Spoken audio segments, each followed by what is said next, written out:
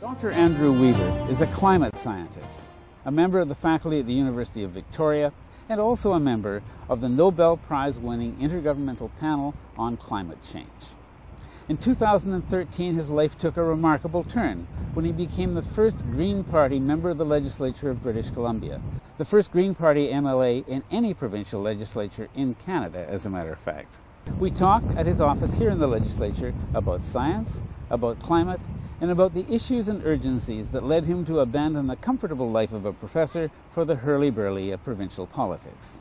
In science, what you do is you start off with a question or a phenomenon that you try to explain, and you observe that phenomenon and you develop an explanation of all known observations of that phenomenon, a theory in some sense. But in some areas you typically find, and in some of this kind of skeptic arguments of climate science, is you have a solution, and that solution is that global warming is not happening or greenhouse gases are not causing.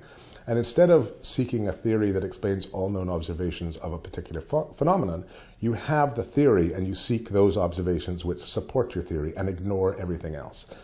I like to think of that as decision-based evidence-making as opposed to evidence-based decision-making, which is you'd want to build policy from a foundation of evidence, all evidence, not just selective evidence. You don't want to have a decision and then after the fact seek information or evidence to justify it. So in some sense, I would argue that the scientific method is being kind of abused in this global warming skepticism approach.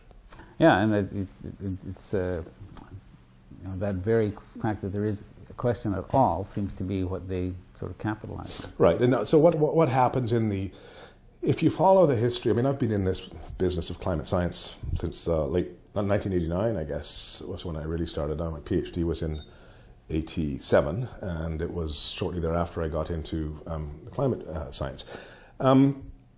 If you look at the arguments that have been put forward by the so-called skeptics, it's a little bit about decision-based evidence-making. The arguments continually change. But the thesis hasn't. Humans are not causing global warming, and it's not a big deal anyway.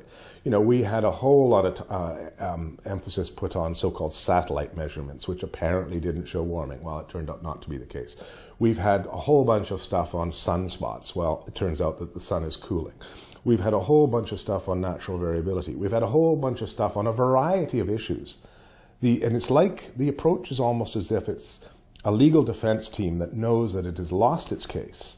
But what really matters, you may be guilty, but what matters is you have a jury there, and you want to leave an element of doubt with that jury so that they render a not guilty verdict. And it's the same with climate science. By leaving this element of doubt, the public jury will still, render a not guilty verdict on terms of our causing of global warming. Tell me about the decision that got you here. You had a very interesting, very full, and I would think very satisfying career that you didn't abandon, but you put on hold while you came off to do this, which many people would say was not a very satisfying career. There's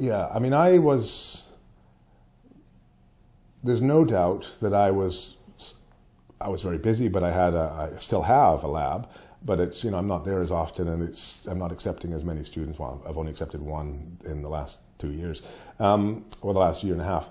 And I probably will not accept any this year. So there's no question that I made a sacrifice on my career. I don't think I could go back and be at the level in science as I was. You can't, because you're at the front lines, and you step off that conveyor belt for a year, 2 years, 3 years, 4 years, you can't be at the front again. It takes a long time to get back. But the reason why I did this is actually there's a movie.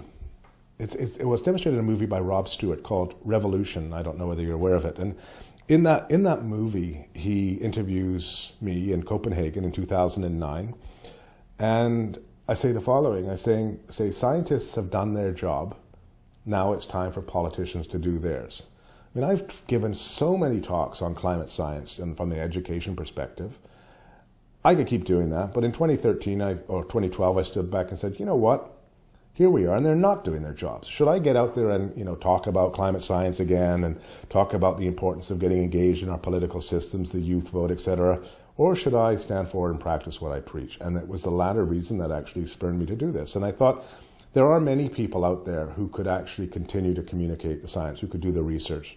For example, I've trained lots of students in my lab, really bright students who are out there. They could, my position in terms of doing the science can be replaced. But how many scientists go into politics?